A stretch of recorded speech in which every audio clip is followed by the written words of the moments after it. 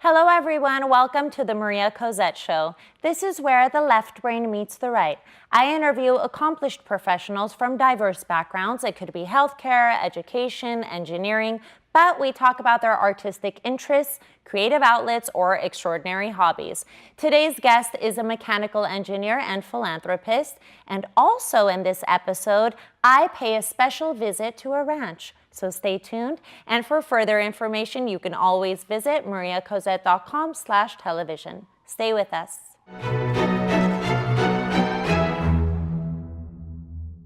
Hey everyone, welcome back. I have a wonderful guest today, mechanical engineer and MBA grad and philanthropist, Benjamin Downs. How are you? I'm great. Thank you so much for coming. You're the first engineer I have on the Maria Cozette Show. Okay. Yes, very special. So about that, let's talk about mechanical engineering. Sure. I know that you moved to sunny California from Michigan, so tell me about that journey. Yeah, after University of Michigan and after my MBA, I came back to Detroit and worked in automotive for a couple years. And then I kind of wanted to seek greener pastures, more opportunities, so moved to Southern California. And I then transitioned from engineering to medical device sales. So now I'm actually in surgeries all the time, working with surgeons and nurses in surgery. So it was a nice transition. I'm using my engineering in MBA. I don't use it directly really in my current job, but it's a nice basis to kind of build a career. Absolutely, yeah. And we'll talk about that a little bit later. I'm happy you mentioned that. So it's not typical for a guy in his early 30s to seek out charitable opportunities, but you found Walk with Sally. So tell me about how you found them and why it spoke so closely to you. Sure. You know, I grew up in a small town in Michigan, and my parents are retired social workers, so I always had that bug in me to kind of give back. Right. And I moved to Manhattan Beach, California, and met Nick Arquette, who lived down my street. Back in 2008, and you know there's unfortunately cancer in my family, and this charity really is about cancer and helping children, mentor children who've lost a parent to cancer. So I got trained in the background check, and then I got matched with Max back in October 2008. Max lost his father to cancer, and he was only 6 years old. Oh my! We got matched when he was 7. And we were together for 10 full years. So. Yeah, it's such a unique organization, and I've actually spotlighted them here.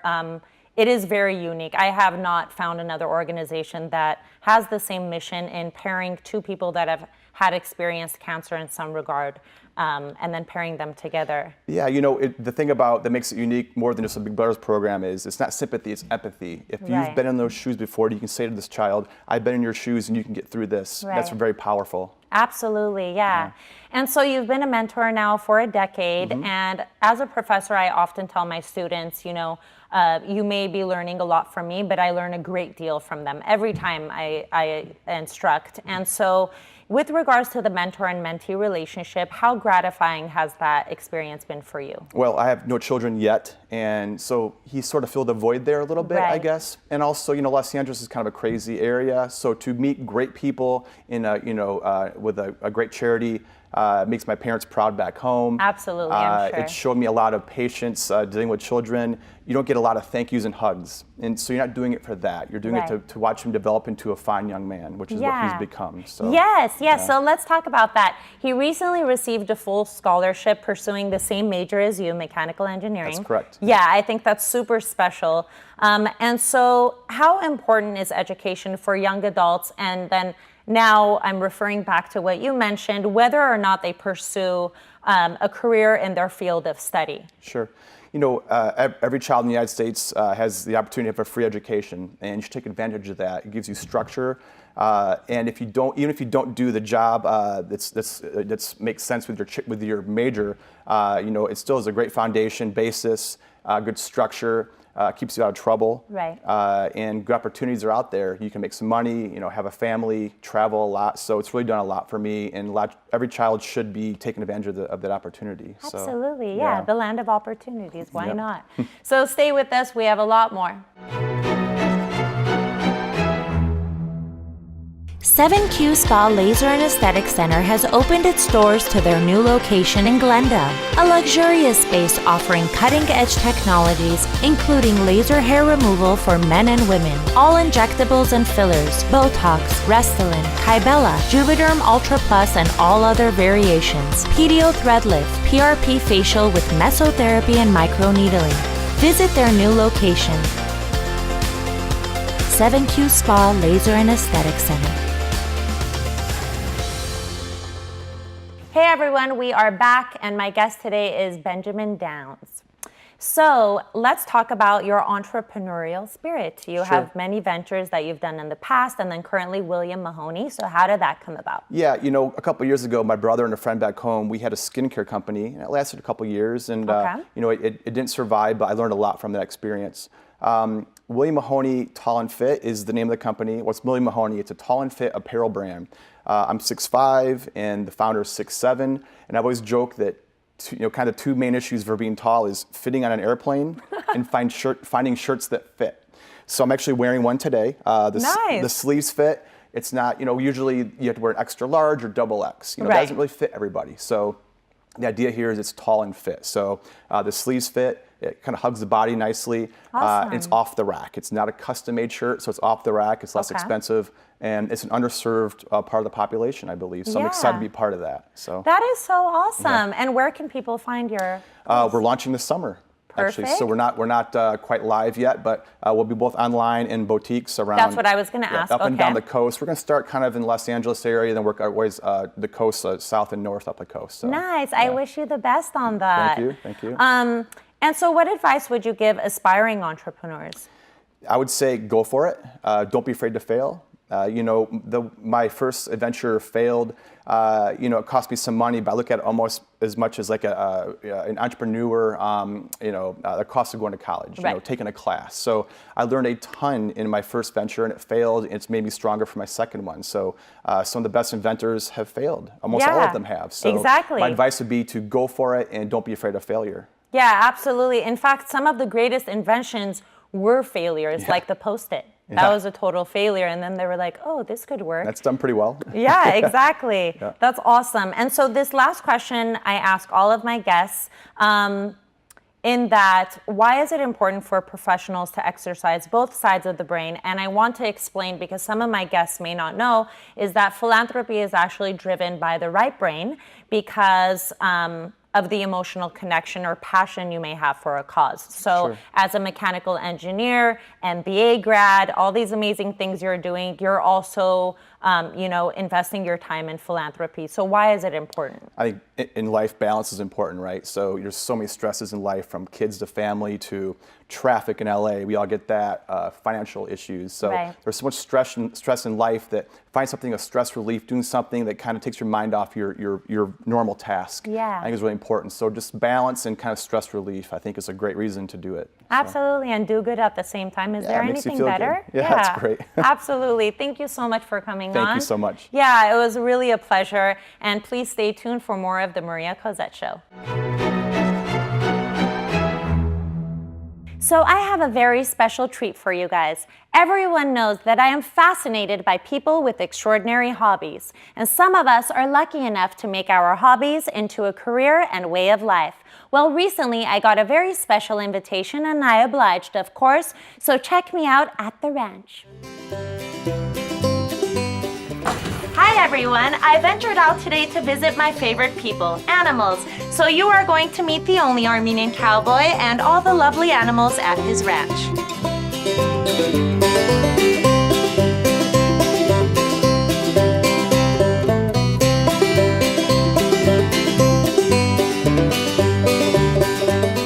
Hey everyone, I am here with Greg, the Armenian cowboy. Yes, El. So I'm very excited to be here because what a unique place. First, before we start, because we're going to go through the whole ranch, how did you first become interested in animals and everything, your love for animals? When did it develop? That's been a very long time. First time started in 1994. Oh, wow. From the beginning, like the kids always loved the horses, animals. You made your dreams come true. Yes. I love it. Հետո ինչեր ենք տեսնելու, ինչ կենթանիներ կան։ Կտեսնենք խոզուկ ունենք, ուլիկներ, ոչխար, ձիեր, նապաստակ, հավեր, ակրոր, թրքի, Ամեն ինչ։ ամեն ինչ։ Okay, դե եկանք նայենք։ Yeah. Okay. Thank you. Come here. Okay, we're here with the horses and goats and sheep. So I know some of them you got when they were colts. Իսկ ինչպես եք դաստիարակում իրանց ձիերին։ I got the Enzo, the white one is been a colt, and Monte, this boy Blondie. And just a lot of patience and teaching manners to the horses, like teaching your kids. Right. And you were saying it comes naturally because, for example, when you love somebody, Yes. nobody teaches you how to do that. Yes, that's correct. Yeah. 100%. Nobody teach you. If you want to love someone, you give a love, you get love back. Yes, exactly. Ինչպես է ձեր օրը անցնում, այսինքն իրանց խնամելը ու կերակրելը ու ամեն ինչը։ I get up like 6:30, 7 o'clock, have my coffee to get my body warm up. And feeding horses on 7:30, 8 o'clock. And when they finish the eat, I start doing like brushing, cleaning things and maintenance things. Օրինակի համար այծը ձիից կամ ոչխարից բնավորությամբ տարբերվում են։ Այդ ձին կամ ոչխարը կամ որը մի հատ կենթանի բան է։ Ամենը տարբեր personality ունեն, ասենք, ընկերություն են անում քո հետ։ Մեկը գա մեկ մեջ կքորի, մեկը գա քայլում ես, գրպանը հեռախոս կա, հեռախոսը դանի, ուրիկը գա քո հետ խաղա, ուզում է քո հետ բոքս խաղա ինքը։ Oh, really?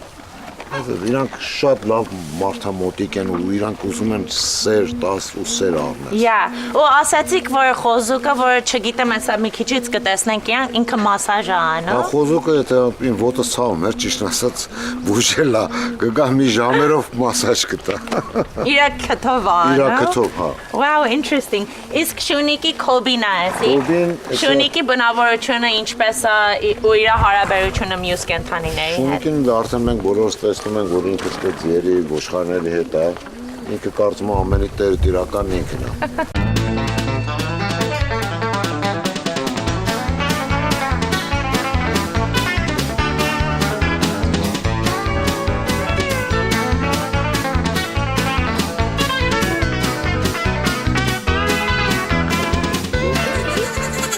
Էս էլ ուլիկն է։ Ուլիկ չի ոչխարը։ Ո ոչխարը։ Էս ոչխարի ծակը քանի տարի է։ Եկի մի ամսական է։ Ո նորացին։ Նորացին։ Ջրանացել է կարծես։ Չէ, մամային է կարոտել։ Jana, let's talk about the horseshoes. How often do you have to change them and, what is the process?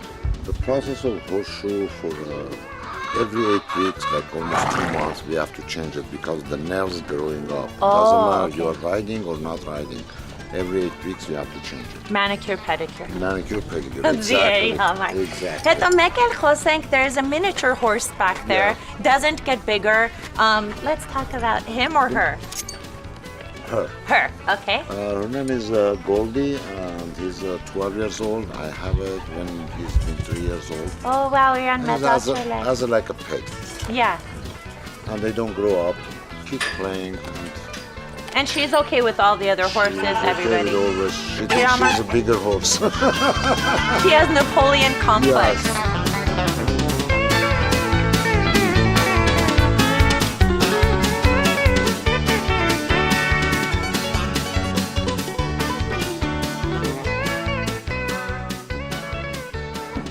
Իրարը շատ լավ են, արևանություն են անում։ They get along?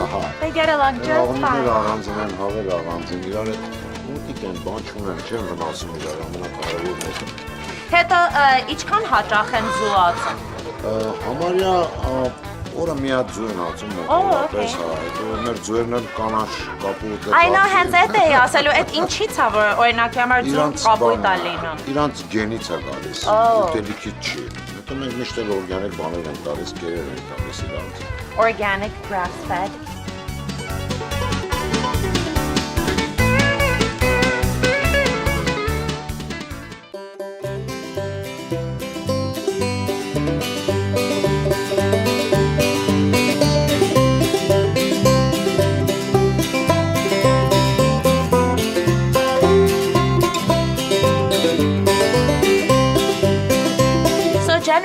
people think pigs are dirty animals, but that's not the case. ایران که آهنگ خلاطی and ماکراس and The pigs are very clean and they're very smart pet. You know, I recommend it to everybody have a pig. Don't worry about they're not dirty. Right. They're smart, like a dog, more than a dog. Wow, really? My dog and Kobe are very good friends together. Kozu که کانی دارگانه. Kozuk is gonna be 6 months old. Oh, it's con Yeah, piglet. he's Baby girl. He's a piglet. He's a piglet. She's a piglet. Thank you so much for having me You're at your welcome. ranch. This was so awesome. I loved being here, and stay tuned for more of the Maria Cozette Show. Peace.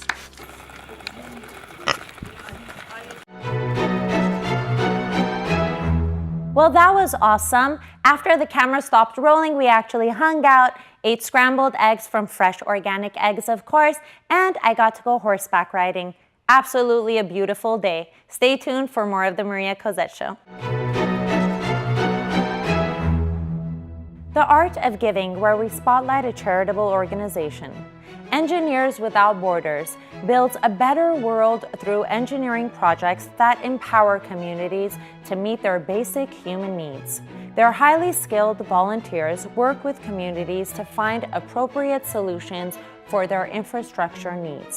With over 13,000 members, the organization commits time, energy, and expertise in pursuit of a vision for a world where every place is sustainable.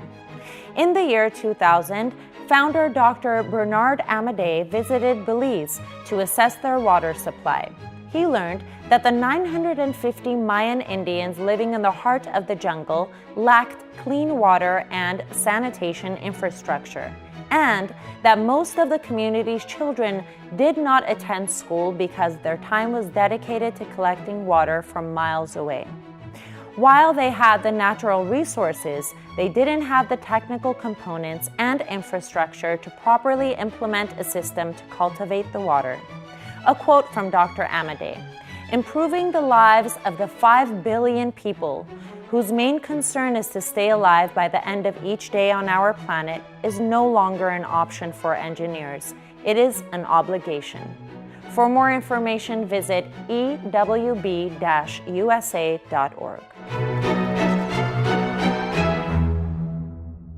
Know the Greats, where we spotlight a legend. Leonardo Da Vinci was perhaps the epitome of a multifaceted professional, a polymath. Da Vinci's areas of interest included, wait for this, invention, drawing, painting, sculpting, architecture, science, music, math, engineering, literature, anatomy, geology, astronomy, botany, writing, history, and cartography. He is widely considered one of the greatest painters of all time, incorporating his multiple interests and vast knowledge in his art. With his feverishly inventive imagination, Da Vinci devoted his life to creating the most famous paintings on the planet: the Mona Lisa, the Last Supper, and cultural icon the Vitruvian Man. So how did this magical man spend his early years? He grew up in a small household with his father and grandparents, around 12 siblings. Da Vinci received an informal education in math and geometry. At the age of 14, he concluded his apprenticeship to an artist, Verrocchio, in Florence, Italy. Aside from his artistry, Da Vinci was in high demand for his astute knowledge of architecture and engineering. He was employed by the military during the Second Italian War of 1499 to devise strategies, as well as constructing a dam from the sea to Florence to allow water supply during all seasons. Da Vinci passed away in 1519 at the age of 67. Leaving behind influential art beyond words for artists like Michelangelo to be inspired by. In his will, Da Vinci asked for 6 beggars to follow his casket and distributed the rest of his inheritance to his servants. A famous quote: "Art is never finished, only abandoned." That's a wrap for the Maria Cozette Show. Much love to my guest today, Benjamin Downs. I think it's incredible all the philanthropic work you're doing. And of course, special thank you to Greg Aslanyan. Thank you so much for allowing me to visit your ranch. It was such a special experience. I had an absolute blast. Please don't forget to like us on Facebook, follow us on Instagram, and that's about it, guys. Y'all remember to stay creative, you hear?